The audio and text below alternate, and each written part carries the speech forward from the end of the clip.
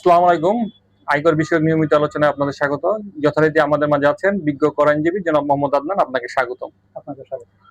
আমাদের আজকের আলোচনার বিষয় হচ্ছে যে আমাদের করদাতারা, হ্যাঁ, বা জমির মালিকরা যখন জমি বিক্রয় করেন তখন তাদেরকে জমি রেজিস্ট্রির সময় ক্রয় এবং বিক্রয় দুই ক্ষেত্রেই মানে যে বিক্রি করছেন তার ক্ষেত্রেও আপনার হচ্ছে আয়কর রিটার্নের অ্যাকনোলেজমেন্ট এবং অ্যাকনোলেজমেন্ট কপি লাগে এবং যে বিক্রি করছেন তারও লাগে।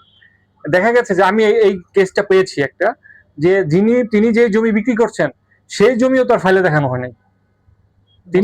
তিনি যে জমি বিক্রি করছেন সেই জমিও তার ফাইলে দেখানো হয় নাই।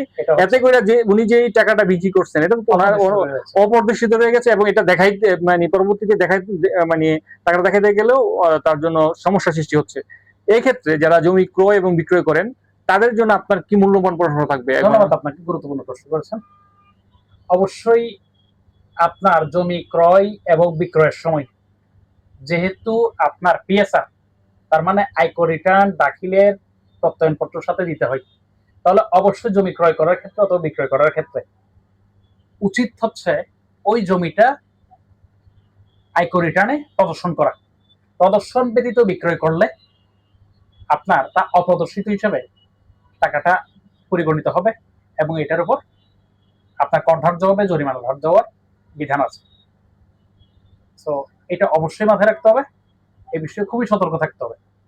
আরেকটা বিষয় হচ্ছে যে আমরা তো একটা দলিলের মধ্যে একটা মূল্য দেখাই, বাস্তবিক অনেক সময় দলিলের মূল্য যেটা তার চেয়ে আরো বেশি। যেমন ধরেন একটা জমি বিক্রি করছি মানে প্রকৃত অর্থে ৮০ লক্ষ টাকা, কিন্তু আমরা দলিলের মধ্যে দেখাচ্ছি ২০ লক্ষ টাকা। এখন বাকি ৬০ লক্ষ টাকা ওই করদাতার জন্য কিভাবে বৈধ হবে সেই বিষয়টা যদি ব্যাখ্যা করি। এটা যদি আসলে দলিলে যদি প্রদর্শন করা না হয় সম্পূর্ণ টাকাটা, তার মানে এক কথায় ট্যাক্স না দেওয়া টাকাটা অপ্রদর্শিত টাকা হিসেবে পরিগণিত হবে, যেটা পরবর্তীতে কোথাও বিনিয়োগ করার সুযোগ থাকবে না।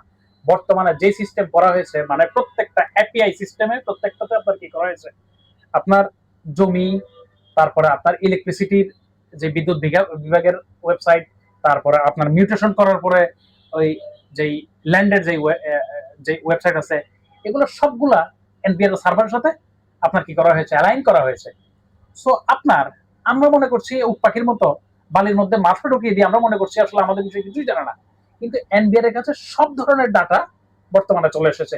তো আমার পরামর্শ থাকবে করদাতাদের প্রতি, এখন কোনো প্রকার কোনোভাবেই অপ্রদর্শিত না রেখে যে কোনো উপায়ে রিটার্ন ফাইলে প্রদর্শনের মাধ্যমে নিজের বৈধ সম্পদগুলাকে বৈধ রাখা, অন্যথায় অপ্রদর্শিত থাকলে প্রত্যেকটা অবৈধ হিসেবে পরিগণিত হবে।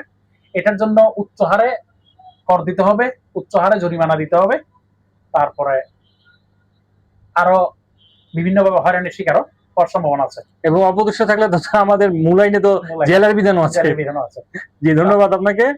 আমাদের আজকে আলোচনা করলাম জমি ক্রয় বিক্রয়ের ক্ষেত্রে আয়করের বিধান। ইনশাল্লাহ সামনের পর্বে আপনার সাথে আবার দেখা হবে। আপনাকে ধন্যবাদ।